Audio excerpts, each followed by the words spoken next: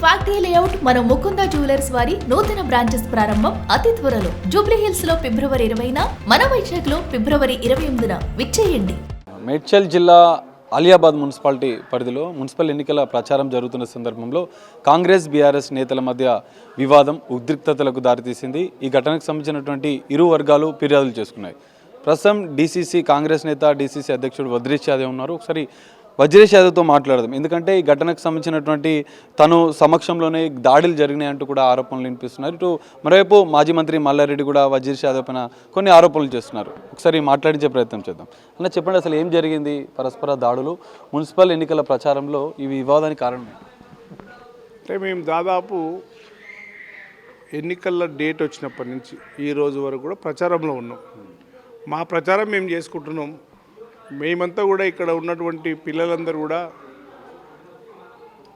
ఏదైతే మలక్పేట ఉందో మలక్పేటలో మేము 5 క్యాండిడేట్లు పెట్టినాం.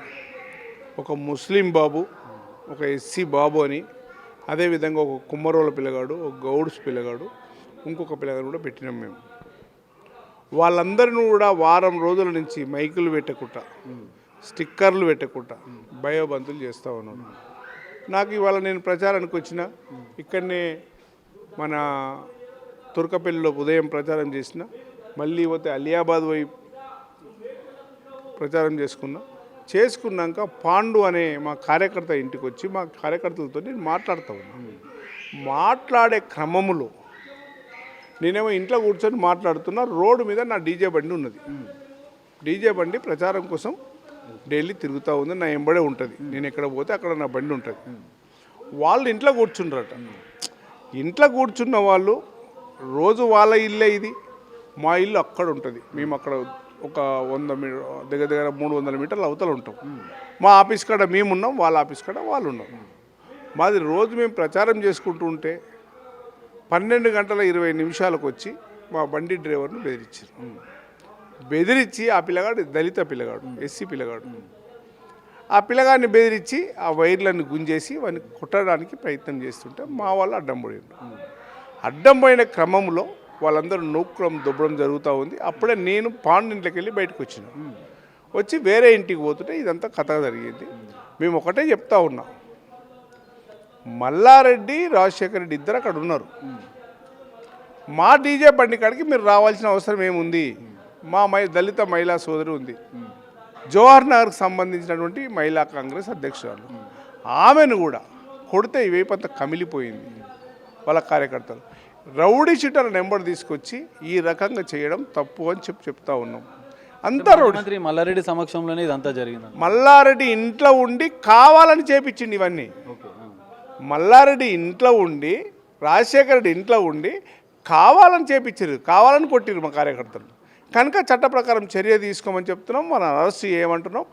మా ప్రకారం మేమేం చేస్తున్నాము, 5 సంవత్సరాల నుంచి 2 సంవత్సరాల నుంచి మా ప్రభుత్వం వచ్చినాక 12 సంవత్సరాలు నువ్వు 5 ఏళ్ళు ఎంపీగా ఉన్నావు, 5 ఏళ్ళు మంత్రిగా ఉన్నావు, ఇప్పుడు ఎమ్మెల్యే ఉన్నావు. మరి ఇప్పుడు ఎమ్మెల్యే ఉండి నువ్వేం చేస్తున్నావు? ఎమ్మెల్యే ఉండి చెప్పుకో. 2 సంవత్సరాలు పెద్ద కానరాలే, దొంగలు అక్కడ జాకున్నాడు. ఎవరైనా వస్తే మాకు పని చేస్తున్నారు ప్రభుత్వం అన్నది. ఇప్పుడు వచ్చి రూపాయల కట్టలతో పనిచేస్తూ ఉండు, కావాలని చెప్పి మా కార్యకర్తలను వేధిస్తూ ఉండు. కనుక మేము ఒకటే చెప్తా ఉన్నాం, చట్ట ప్రకారంగా అతన్ని అరెస్టు చేయాలి. మా దళిత సోదరిని కొట్టిండ్రు, దళిత సోదరిని కొట్టడం ఎంతవరకు కరెక్టు?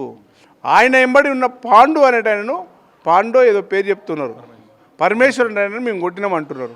మేము కొట్టినట్టయితే అతను రౌడీ షీటర్ ఎందుకు వచ్చింది ఇడికి? అతనికి ఈడేం సంబంధం? మల్లారెడ్డి కారు మీద కోడిగుడ్లతో దాడి చేయించారు, వజ్రేష్ యాదవ్ సమక్షంలో ఇదంతా జరిగిందని మల్లారెడ్డి ఆరోపిస్తారు. నేను నా సమక్షంలో కోడిగుడ్లతోని కానీ, మా దగ్గర కత్తులు లేవు, కటార్లు లేవు. ఆయన అల్వాలకు సంబంధించి, మల్కాజిరికి సంబంధించినటువంటి రౌడీలను తీసుకొచ్చి అందరు రౌడీ షీటర్ ఉన్న పిల్లలే, వాళ్ళ వీడియోలు ఉన్నాయి, చెక్ చేయమంటున్నాం. అన్ని వీడియోలలో ఉన్న వాళ్ళందరినీ ప్రభుత్వం అరెస్టు చేయమంటున్నాం. అరెస్టు చేసేంత వరకు మేము ధర్నా చేసినందుకు వాళ్ళ చట్ట ప్రకారం చర్య తీసుకోమని చెప్తున్నాం. ఎస్సీ ఎస్టీ కేసు బుక్ చేయాలి, మా మహిళను కొట్టినందుకు క్షమాపణ చెప్పాలి, మా డ్రైవర్ను కొట్టినందుకు క్షమాపణ చెప్పాలి. ఈ 2 కేసులు కూడా కట్టాలి. వాళ్ళని అరెస్ట్ చేయమని చెప్పి మేము డిమాండ్ చేస్తున్నాం. కానీ మీరు ఇలా చెప్తున్నారు, మల్లారెడ్డి మాత్రం ఇప్పటికే పోలీస్ స్టేషన్లో ఫిర్యాదు చేశారు. వజ్రేష్ యాదవ్ ఉద్దేశపూర్వకంగా మా పైన దాడి చేశారు, వజ్రేష్ యాదవ్ను అరెస్ట్ చేయాలి, అరెస్ట్ చేసే వరకు మేము ఇక్కడ కదలమని ఆరోపణ చేశారు. నేను దాడి చేసినట్టు, నా దగ్గర కత్తులు ఉన్నట్టు, నా దగ్గర రౌడీ షీటర్లు ఉన్నట్టు ప్రూఫ్ చేయి, నన్ను అరెస్ట్ చేయాల్సిన అవసరం లేదు, నేనే పోయి పోలీస్ స్టేషన్లో కూర్చుంటాను. నేను కనుక రౌడీ షీటర్ అయితే నా ఎంబడి ఏ రౌడీ షీటర్ ఉండో, నీ ఎంబడి ఎంతమంది రౌడీ షీటర్ ఉండో చూపియ్యి, నేనే చెప్తున్నా, వీడియోలు తీయండి, నీ దగ్గర రౌడీ షీటర్ ఉన్నారా లేదా చూడు. రౌడీలను తీసుకొని ఎందుకు వస్తున్నావు? నువ్వు సస్యశ్యామలంగా నువ్వు ప్రశాంత వాతావరణంలో ఎన్నికలు అడగడానికి పో, కానీ రౌడీ షీటర్లను తీసుకొని నువ్వు తిరుగుతున్నావు. నీ ఎంబడున్న వీడియోలు ఉన్నాయి కదా, ఆ వీడియోలన్నీ ఉన్నాయి కదా, వీడియోలన్నీ చూసి ఆ వీడియోలలో ఎవరెవరైతే రౌడీ షీటర్ ఉన్నారో అందరిని అరెస్ట్ చేయమని చెప్పి డిమాండ్ చేస్తున్నా. మళ్ళీ రౌడీ షీటర్ ఓపెన్ చేయమంటున్నాం.